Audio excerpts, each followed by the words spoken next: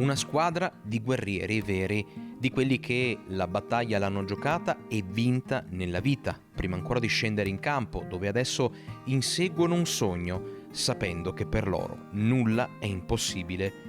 Sono i Warriors, giovani ex pazienti oncoematologici che vestono la maglia arancione della speranza e che adesso vogliono portare in giro per il Veneto il loro messaggio: lottare sempre, arrendersi mai, come ci racconta Eric Grappiglia, il capitano dei guerrieri.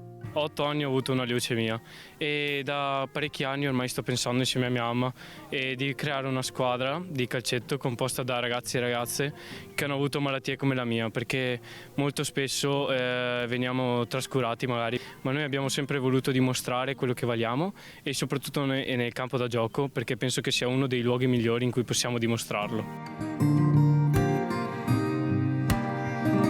Lo sport come strumento di forza, come veicolo per superare le difficoltà e vincere le sfide della vita.